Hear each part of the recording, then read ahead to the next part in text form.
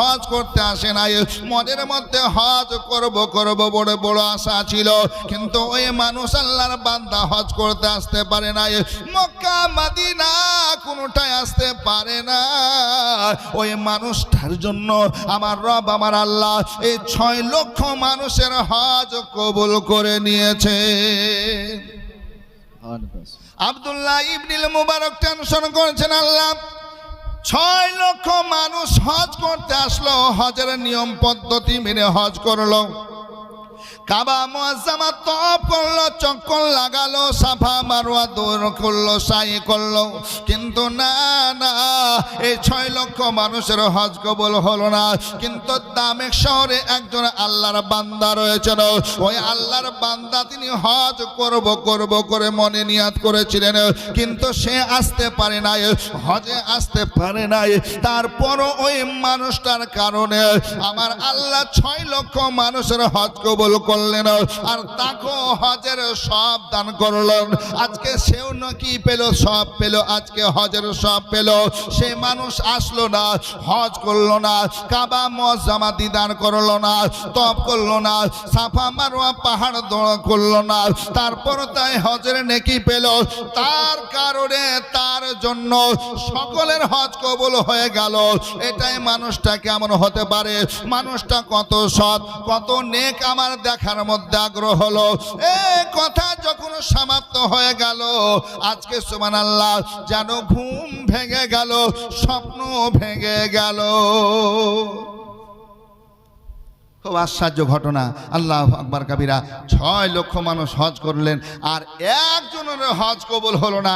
কিন্তু দামেস্ক শহরে আল্লাহু আকবার একজন মানুষ হজ করব বলে বড় আশা মনের মধ্যে ছিল, আসতে পারে নাই, হজ করতে আসতে পারে নাই, না মক্কায় এসেছে না মদিনায় এসেছে।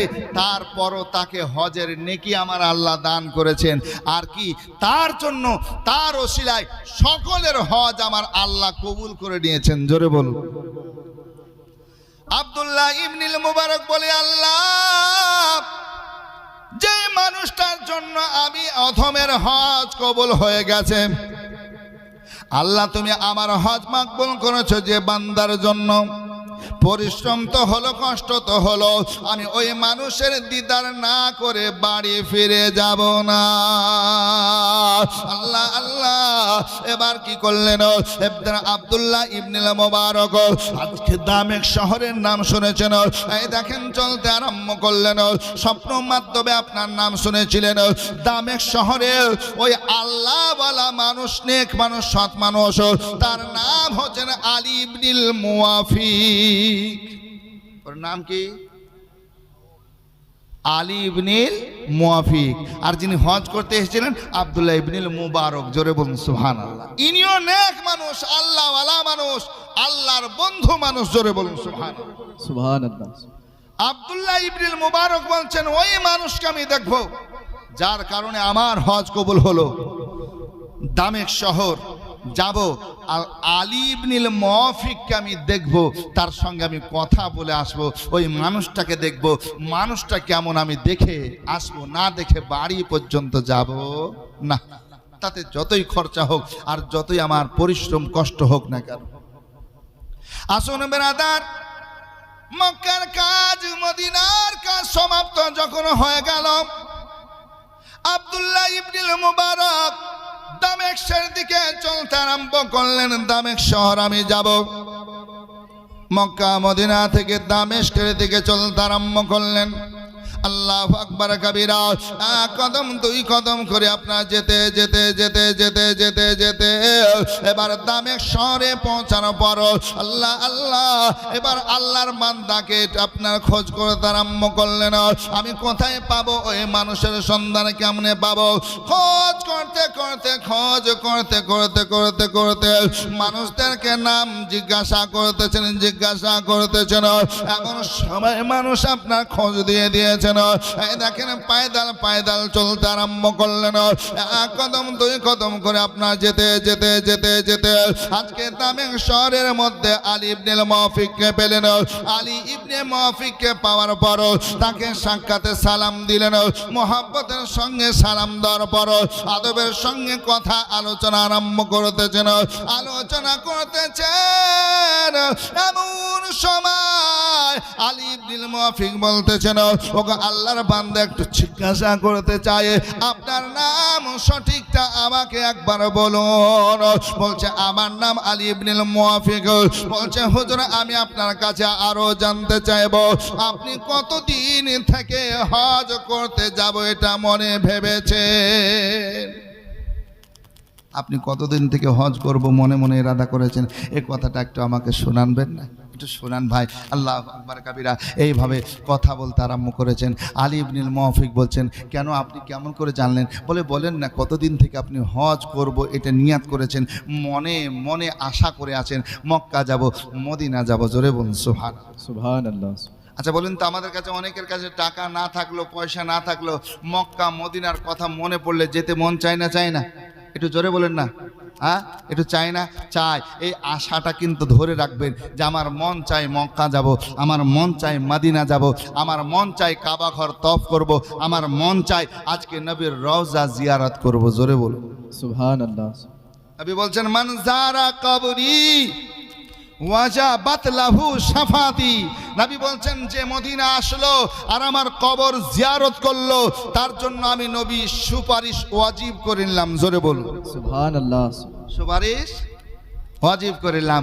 শাফাতের কান্ডারি আমার নবী। জোরে বলুন, একটু মহব্বতে হবে না? কই বলছে ইয়া মুস্তাফা মুস্তাফা নবী সাল্লাল্লাহু আলাইহি মুস্তাফা মুস্তাফা নবী সাল্লাল্লাহু আলাইহি।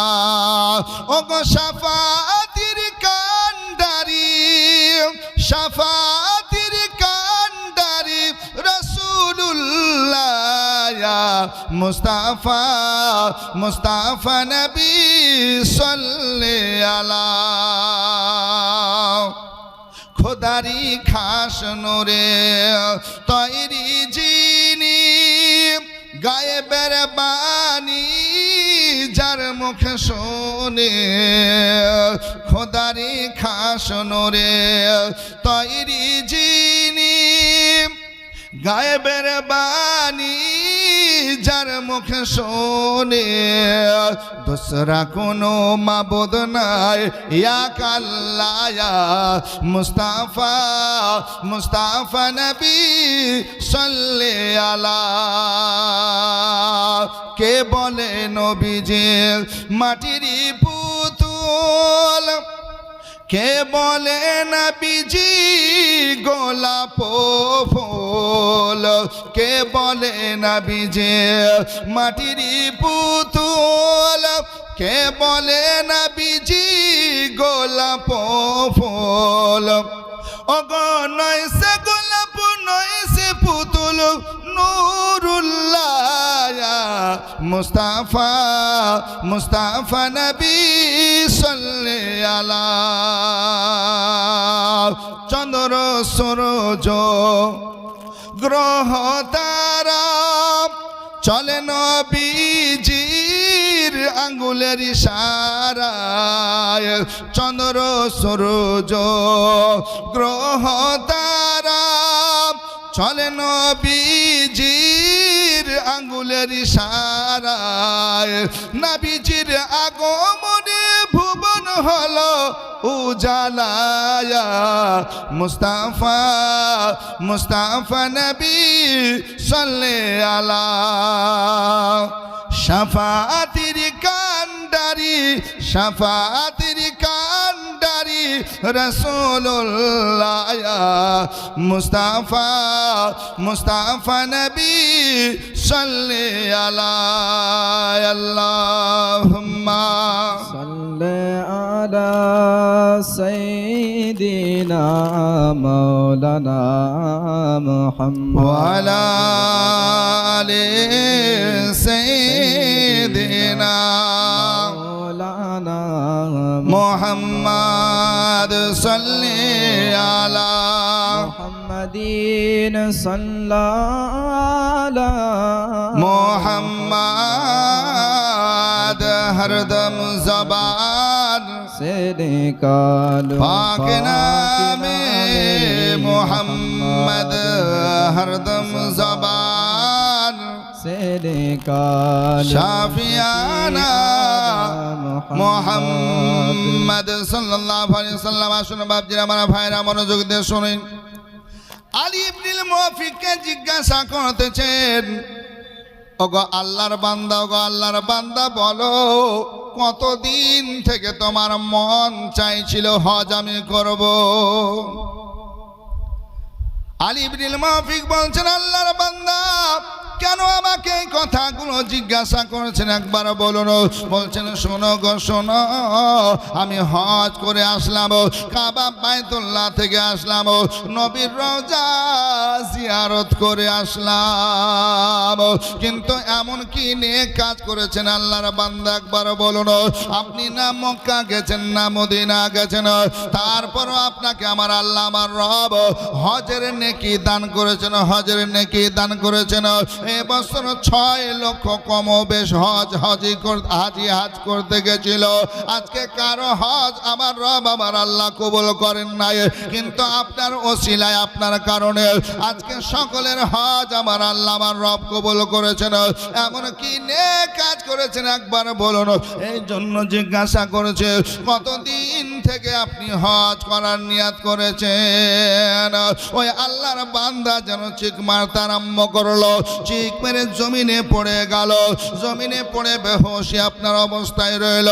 কিতাবের মধ্যে লেখা আছে, আবার যখন জ্ঞান ফিরলো, জ্ঞান ফিরা অবস্থায় বলছে, ভাই একবার বলো রে বলো, তুমি এমন কি নেক কাজ করেছো, সৎ কাজ করেছো, যে কাজের জন্য আমার রব তোমার উপর খুশি, তোমার উপর রাজি হয়ে আজকে হজের সব দান করেছে একবার বলো। আলী ইবনুল মুওয়াফিক যেন বলতে যেন, শোনো ভাই শোনো, আমার কাজ সাধারণ কাজ ছিল, আমার জুতা সেলাই করা কাজ ছিল, আমার এই কাজটাই করতাম, জুতা সেলাই করতাম, আজকে কাজ করতাম, জুতা বানাতাম, জুতা সেলাই করতাম, জুতা সেলাই করে করে করে করে করে করে আমি টাকা জোগাড় করতে আরম্ভ করলাম। আমার সৎ ইনকামের টাকাগুলো এক জায়গায় করতে আরম্ভ করলাম। এক জায়গায় করতে করতে করতে যখন 30,000 টাকা হলো, 30,000 টাকা যখন এক জায়গায় আমি গুনে দেখলাম, আমি নিয়াত করলাম, আল্লাহ গো এই বছর আমি তোমার মক্কা মদিনা যাব, আজকে মক্কায় কাবা দেখব, মদিনায় আল্লাহর নবীর রওজা দেখব। বড় আশা করে টাকাগুলো এক জায়গায় বাঁধলাম, টাকা নিয়ে আমি হজে চলে যাব, হজে চলে যাব। সব ঠিকঠাক হয়ে গেল, টাকা আপনার দিন ধার্য হয়ে গেল, সব যখন ঠিক হয়ে গেল, আমার বিবি সাহেবাকে আজকে বলছে, আমার বিবি ও আমার নেক বিবি, সৎ বিবি, শোনো শোনো, এই বছর আমি হজে বেরিয়ে যাব, প্রত্যেক বছর নিয়াত করি আমি হজে যাব, হজে যাব, পয়সা জোগাড় করতে পারি না, এই বছর যখন হয়ে গেছে, এবার আজকে হজ করার জন্য বেরিয়ে যাব। বিবি সাহেবা বলছেন, স্বামী গো হজ করতে আপনি যাবেন, আপনাকে বাধা দেব না, বাধা দেব না, কারণ আপনি আমার মাথার সারতাজ, আপনি আমার স্বামী, আমি আপনার বিবে, আমি জানি আপনি মক্কা মদিনা হজের জন্য কতদিন কেঁদেছেন, মুসাল্লায় বসে বসে কেঁদেছেন, সেজদায় পড়ে কান্না করেছেন। স্বামী গো এই জন্য বাধা দেব না, তবে একটি আরজি আমার আছে, এই দেখেন আমার পেটে আপনার বাচ্চা রয়েছে, বাচ্চা প্রসব হবে, কোন সময় প্রসব হবে জানি নাই, তবে মনের মধ্যে কোনো ইচ্ছা নাই, স্বাদ নাই। আজকে স্বামী গো আমি একবার চাইবো আপনি হজে বেরিয়ে যাওয়ার আগে আমাকে গোস্ত নিয়ে আসেন, গোস্ত একটু খাবো, আর গোস্ত খাওয়ার পর রবের কাছে দোয়া করব, আর আপনি মক্কা মদিনার উদ্দেশ্যে বেরিয়ে যাবে। আমি তো ঘর থেকে বাড়ি থেকে বের হতে পারবো না, আমার পেটে বাচ্চা আছে, কোন সময় প্রসব হবে, কোন সময় বাচ্চা দুনিয়াতে আসবে। তাই স্বামী গো, আমার শেষ খওয়াহিশ, ইচ্ছা এটা যে আপনি আমাকে একটু গোস্ত খেয়ে যাবেন। মনের আশা নাকি বলছে। দেখেন আমরা কোনো জায়গায় যখন যাই, ভগবানগোলা যায়, বাজারে যায়, আজকে বিবি বলেন, ছেলে বলেন, বোন বলেন, বেটি বলেন, আব্বা এই জিনিসটা নিয়ে এসে তো খাবার ইচ্ছা এরকম থাকে না? তো হজের জন্য বেরিয়ে যাচ্ছেন, এখন তো বড় হজের সময় আপনার 1.5 মাস, তখন আপনার হজ 6 মাস 8 মাস করে লেগে যেত। এখন তো জাহাজে করে, তখন আপনার পায়ে দালে হেঁটে হেঁটে, আর খুব পয়সাওয়ালা হলে উটের পিঠে শোয়ার হয়। কিসে? উটে চেপে চেপে। আবার জল জাহাজ ছিল তখনও, আল্লাহু আকবার কাবীরা, তো অনেক সময় লেগে যেত, 6 মাস 8 মাস করে লাগতো। তো বলছে স্বামী গো, কবে ফিরে আসবে জানি না, তা আমার মনের ইচ্ছা এটাই, আপনি যাওয়ার আগে একটু আমাকে গোশত খাইয়ে যান, গোশতের একটু ব্যবস্থা করে যান। আলী ইবনুল মুওয়াফিক বলছেন, হে বিবি সাহেবা, আমি তোমাকে গোশত কোথা থেকে এই মুহূর্তে এনে দিতে পারবো?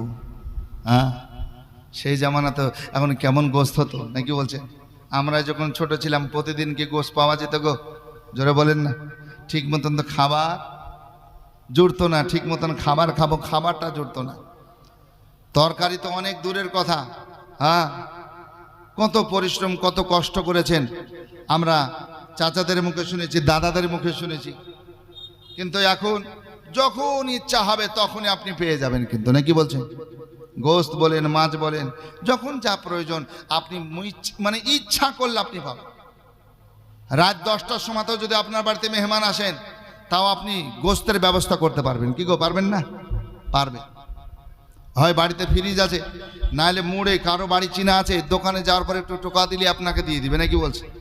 12টা 1টা কোনো মানামানি নাই। তো বলছে বিবি সাহেব, আমি তোমাকে এই মুহূর্তে আমি গোশত কোথা থেকে এনে দেব? আসুন বেরাদার, আলী ইবনুল মুওয়াফিক বলতেছেন, ওগো আল্লাহর বান্দা আব্দুল্লাহ ইবনুল মুবারক, শোনো শোনো, আমার বিবি সাহেবাকে আমি এবার বললাম, বিবি রে, আমি এটাও ইচ্ছা পূরণ করার চেষ্টা করতেছি, কারণ যেই জায়গা যাব ফিরে আসবো তার গ্যারান্টি নাই। কত মানুষ দেখেন হজ করতে গেছেন এই বছর 24 সালে, অনেকে ইন্তিকাল হচ্ছে, অনেকে মারা যাচ্ছে।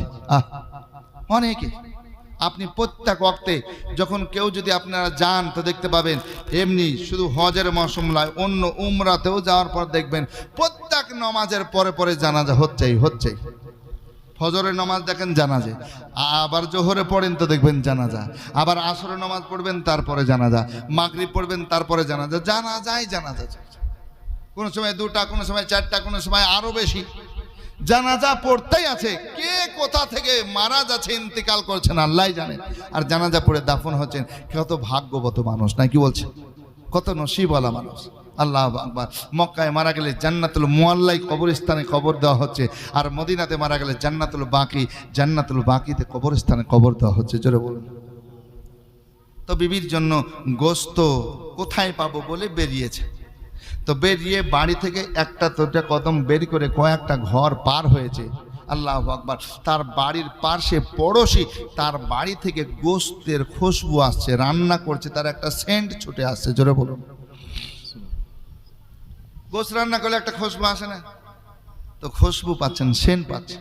আল্লাহু আকবার। যখন খুশবু পেয়েছেন, সেন্ট পেয়েছেন, তখন দেখছেন যে আমি আর কোথাও যাব, আমার বাড়ির পড়োশি, এই পড়োশির কাছে যদি একটু দরওয়াজায় আওয়াজ করে 2-1টা টুকরাটা পেয়ে যায়, 2-1 পিস পেয়ে যায়, তাহলে আমার বিবিকে দিলেই তার শুকরিয়া আদায় করে দিবে, দোয়া করে দিব, না কি বলছে? আসুন বেরাদার, আব্দুল্লাহ ইবনুল মুবারক আলী ইবনুল মুওয়াফিক বলতেছেন, আমি গোশতের সেন পাওয়ার পর 1 কদম 2 কদম করে যাওয়ার পর ওই দুয়ারে আওয়াজ করতে আরম্ভ করলাম।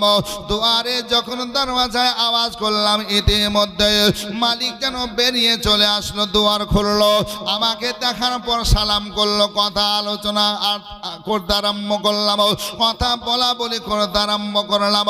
এমন সময় আমার কাছে তো বেশি সময় নাই, আমি বললাম, ভাই একটা একটা কথা বলবো, তোমার বাড়িতে গোস্ত রান্না হচ্ছে, আমাকে কয়েক টুকরা গোস্ত দাও, কয়েকটা পিস আমাকে গোস্ত দাও।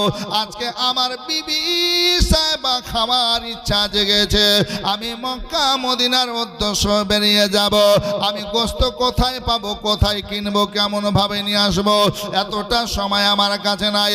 তুমি আমার পড়োশি, আজকে তোমার কাছে চাইছি ভাই একটু গোস্ত দাও। ওই গোস্তের কয়েকটা পিস পেলে, কয়েকটা টুকরা পেলে আমার বিবিকে দেব। আমার বিবির পেটে বাচ্চা রয়েছে, ওটা খেয়ে শুকরিয়া আদায় করবে। আলী ইবনুল মুওয়াফিক চাইলেন, কিন্তু বাবা জীবন ভাই আমার মা বোনেরা মনোযোগ দিয়ে শুনবেন, চেয়েছেন, কিন্তু বাড়ির মালিক যিনি, যিনার বাড়িতে গোস্তের খুশবু আসছে, সেন আসছে, উনি বলতেছেন ভাই গোস্ত রান্না সঠিক হচ্ছে, এটা সত্য কথা, কিন্তু আমি গোস্ত দিতে পারবো না, পারবো না, গোস্ত আমি দেব না, দেব না, দেব না, দেব না, দেব না, আপনি অন্য জায়গায় ব্যবস্থা করুন। হাত ধরে নিয়েছে, বলছে ভাই আমি তোমার পড়োশি, তুমি কেন গোস্ত দেবে না, আমাকে কেন গোস্ত দেবে না, তুমি আমার পড়োশি ভাই, তুমি আমার ভাই, তুমি আমাকে গোস্ত দাও, গোস্ত দাও। বলছে না হুজুর আমি আপনাকে দিতে পারবো না, আপনি মক্কা মদিনার উদ্দেশ্য বেরিয়ে এসেছেন, আজকে সৎ মনে সৎ নিয়াত নিয়ে আপনি বেরিয়ে এসেছেন, আল্লাহ আপনার হজ কবুল করুক, মাকবুল করুক, আমি দোয়া করি, কিন্তু আপনাকে গোস্ত দেব না, দেব না। আবার আরজ করছে ভাই কেন দেবেন, একটু দাও রে ভাই, একটু দাও। বলছে হুজুর আমি একটাই কথা বললাম, গোস্ত আপনাকে দিতে পারবো না। আলী ইবনুল মুওয়াফিক বলছেন কেন দিতে পারবে না? বলছে এই কারণে দিতে পারবো না যে গোস্তটা রান্না হচ্ছে ওটা আমার জন্য হালাল, আর আপনার এবং আপনার পরিবারের জন্য হারাম। যে গোস্ত রান্না হচ্ছে এটা আমি খেতে পাবো, আমার জন্য হালাল, কিন্তু হুজুর একটি কথা মনে করবেন, আপনার জন্য ওটা হালাল হবে না, ওটা হারাম। কেন বাবা তুমি মুসলমান, আমি মুসলমান, তোমার জন্য যদি হালাল হয় আমার জন্য কেন হবে না? কি গো এটা বিষয় তো, তোমার জন্য হালাল আমার কেন জন্য হবে না? এমন সময় ওই মালিক চোখ ভরে চোখের পানি ছেড়ে কান্না করতে করতে বলছেন হুজুর মাফ করবেন, আজ এক সপ্তাহ হয়ে গেল আমার বাড়িতে কোনো খাবার নাই, খাদ্য নাই, খাবার না থাকার কারণে আমার ছেলে মেয়েকে খাবার দিতে পারি নাই, আমিও নিজে খেতে পাই নাই, আমার বিবি সাহেবা খেতে পাই নাই, বাচ্চাদের কান্না সহ্য করতে পারি নাই। কতক্ষণ এভাবে বাচ্চারা কান্না করবে, কতক্ষণ কষ্ট করবে, কতক্ষণ কষ্ট করবে। শেষ পর্যন্ত হুজুর আমি কারো কাছে চাইতে পারলাম না, চাইতে পারলাম না। ছেলেদের জোগানের দিকে তাকিয়ে, ছেলেদের মুখের দিকে তাকিয়ে আমি চলতে আরম্ভ করলাম। যে জায়গায় মরা জানোয়ার ফেলা হয়, মরা জীব আজকে ফেলা হয়, আজকে সে জায়গায় চলতে আরম্ভ করলাম। আজকে খোঁজ করতে আরম্ভ করলাম, খোঁজ করে করে কিছু পেলাম না। শেষ পর্যন্ত দেখলাম একটা যেন মুর্দা গাধা পড়ে রয়েছে। ও গো হুজুর আমি ওই মরা গাধা থেকে চামড়াকে খালিয়া পর আমি তার মরা গোস্তকে নিয়ে এসেছি। কিছু নাই, কিছু নাই, জান বাঁচার জন্য আজকে রান্না চাপিয়েছি হুজুর। রান্না হলে বাচ্চাদেরকে খাবার দেব, ওই বাচ্চারা খাওয়ার পরে একটু পানি পান করবে, আল্লাহর শুকরিয়া আদায় করবে, বাচ্চাগুলোর জান বেঁচে যাবে, জান বেঁচে যাবে। এই জন্য হুজুর ওই মরা গাধা থেকে আমি গোস্ত কেটে আজকে রান্না করেছি, ওটাই আপনি খুশবু পেয়েছেন, ওটা আমার জন্য বৈধ, আমার জন্য হালাল, কিন্তু আপনার জন্য হালাল হবে না। 7 দিন হয়ে গেল হুজুর খাবার নাই ঘরে, কারো কাছে চাইতে পারছি না, হাত পাততে পারছি না, আজকে জোগাড়ও করতে পারছি না, কোনো ব্যবস্থাও হচ্ছে না। শেষ পর্যন্ত আমি ঘুরতে ঘুরতে বাচ্চাদের জান বাঁচাবার জন্য, জান বাঁচা যে ফরজ এটার দিকে লক্ষ্য করে আমি চলতে আরম্ভ করলাম। যেখানে পশু পাখি মরলে ফেলে দেয় মানুষ, ওই জায়গায় গেলাম, কিছু পেলাম না, শুধু একটা গাধা পেলাম, মরা গাধা।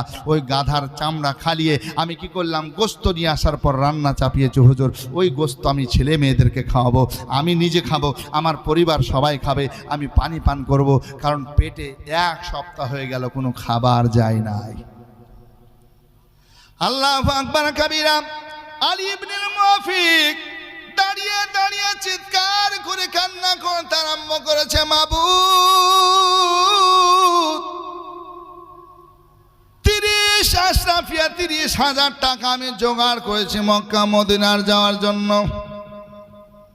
কয়েকটা বছর খেদমত করেছি, পরিশ্রম করেছি, কয়েকটা বছর খেদমত করে পরিশ্রম করার পরে আমি 30,000 টাকা জোগাড় করেছি। এই টাকা নিয়ে আমি হজ করতে যাব, কিন্তু আমার বাড়ির পাশে যে পড়োশি, আল্লাহু আকবার কাবীরা, 7টা দিন খাবার খায় নাই।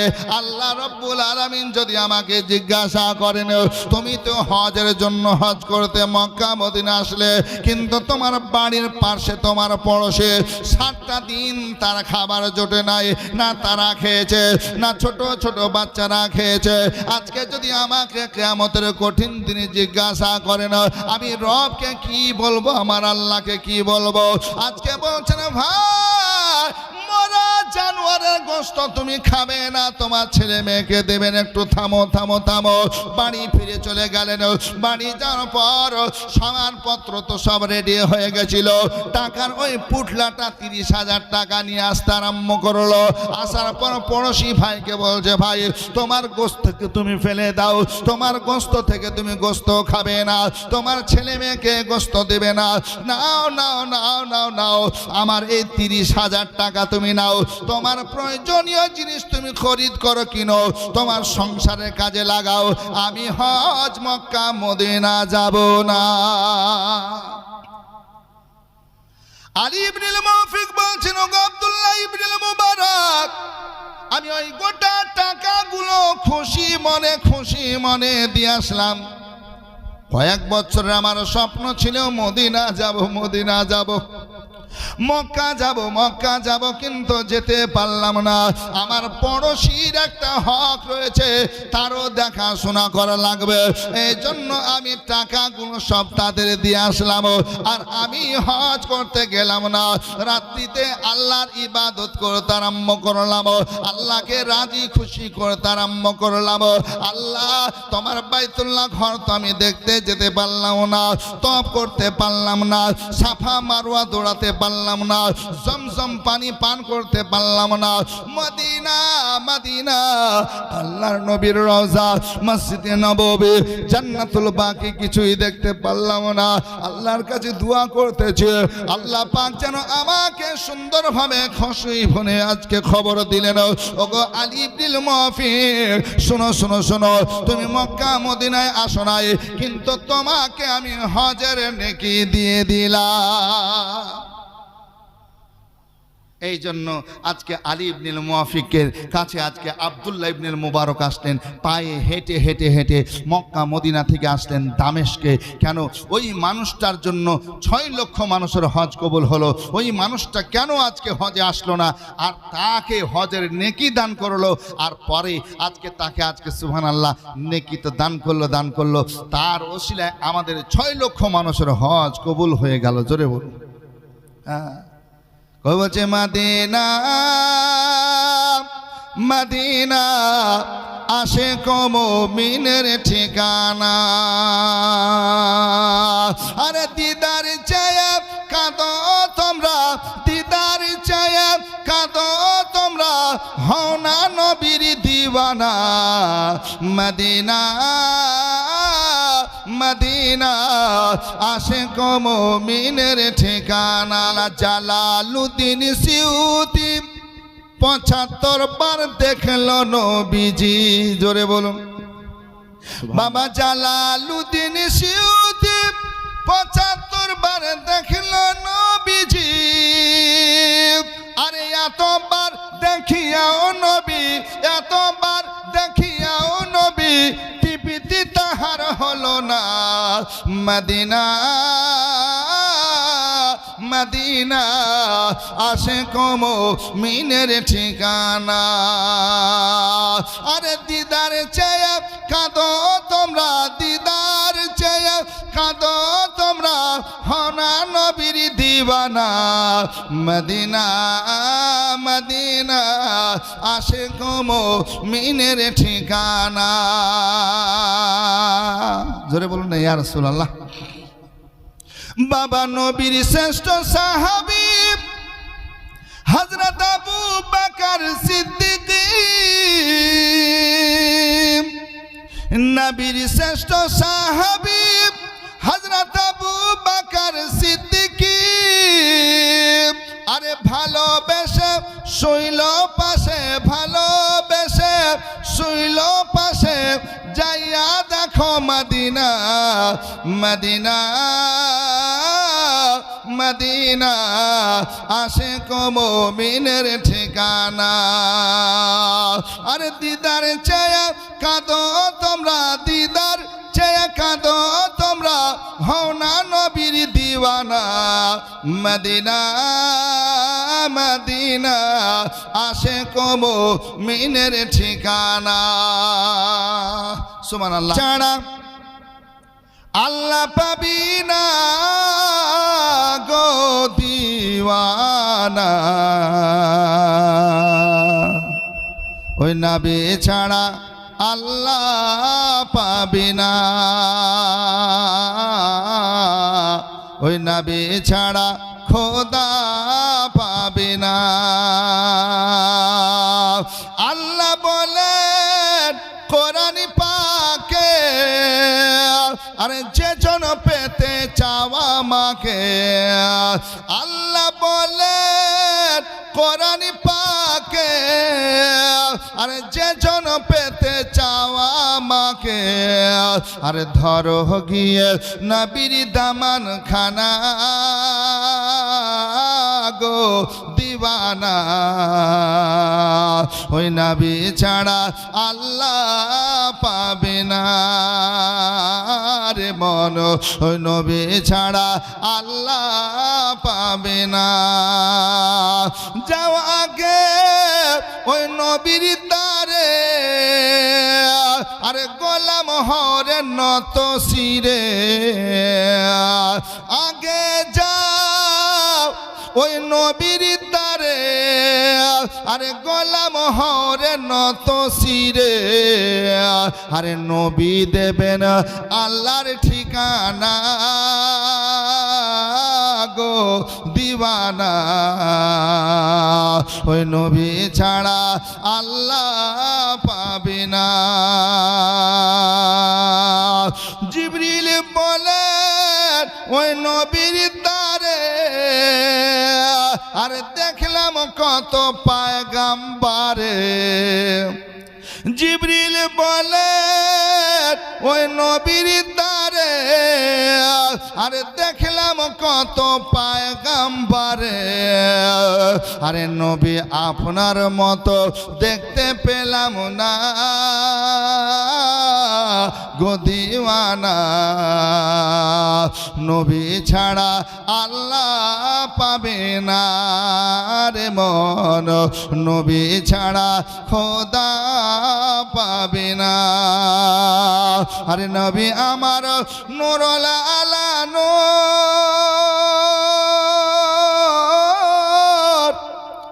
আদম পয়গম্বরের হুজুর, সুবহানাল্লাহ সুবহানাল্লাহ। নবী আমার নূরুল আলা নূর,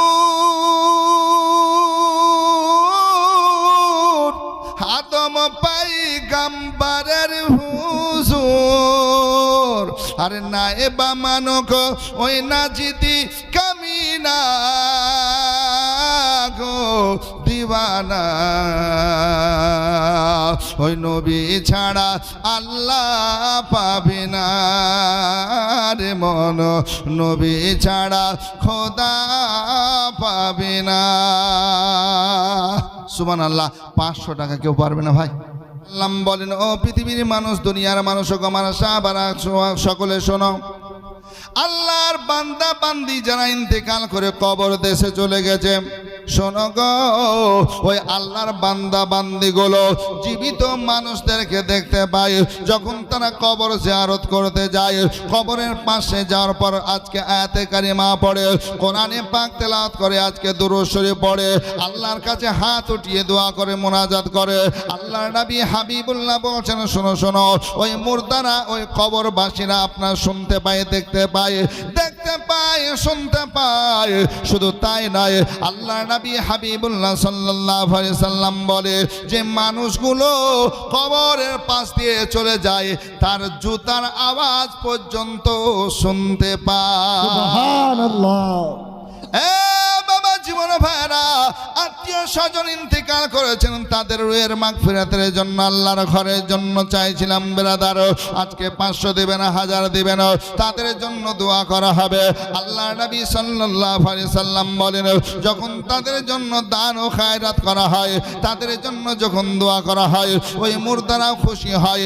আমার সন্তান পৃথিবীতে রেখে এসেছিলাম, যে সন্তানের জন্য ঘর বাড়ি জমি জায়গা খরিদ করে দিয়েছিলাম, কত সুন্দর জায়গা করে এসেছিলাম, আজকে সুবহানাল্লাহ তারা সেই স্থান থেকে আমাকে ভুলে নাই, আজকে আমার নামে তারা আল্লাহর ঘরে দিয়েছে। আত্মীয় স্বজন সবাই খুশি হয়ে যাবে, তারা বলবে, শোনো শোনো, আমার জন্য দান করেছেন, রবের দরবারে দান করেছে, আল্লাহর হুজুরে দান করেছে, আমার আল্লাহ আমাকে এবং তাকেও নেকি দান করবে। কবি বলছে, সেদিকে লক্ষ্য করে ও আপন জনের কান্না যত সবই শুনতে পাবে, বুক ফুটবে তো মুখ ফুটবে না, কেমনে জবাব দেবে। আপন জনের কান্না সব শুনতে পাবে, জোরে বলুন না সুবহান। ওগো আপন জনের কান্না যত সবাই শুনতে পাবে, বুক ফুটবে তো মুখ ফুটবে না, কেমনে জবাব দেবে। কি করে বোঝাবে তুমি, আরে কি করে শোনাবে তুমি মনের বেদনা, হবে মাটির বিছানা গো তোমার আসল ঠিকানা। সব কিছু দেখতে পাবে, শুনতে পাবে বাপজিরা, আমার ভাইয়েরা, আমার মা বোনেরা। এই জন্য নবী পাক সাল্লাল্লাহু আলাইহি সাল্লাম বলেন, তুমি কি করো, যদি পারো প্রতি জুমা যাও, মা বাবা আত্মীয় স্বজন কবর জিয়ারত করো। যদি তা সম্ভব না হয়, তুমি যখন পারবে কবর জিয়ারত করো। আজকে কবর জিয়ারতের পর যখন তুমি দোয়া করবে, আজকে মুর্দার রূহ খুশি হয়ে যাবে। সুবহানাল্লাহ। এদিন একজন সুবহানাল্লাহ মায়েদের দিক থেকে একজন 500 টাকা দান করেছেন, আল্লাহ কবুল ও মঞ্জুর করুন, আমিন সুম্মা আমিন। বালা মুসিবত বিপদকে দূরীভূত করুন। আসুন বাপজিরা, আমার ভাইয়েরা, যারা এখনো দিব মনে করছেন 100 200 500 আপনারা দেন, খুশি মনে।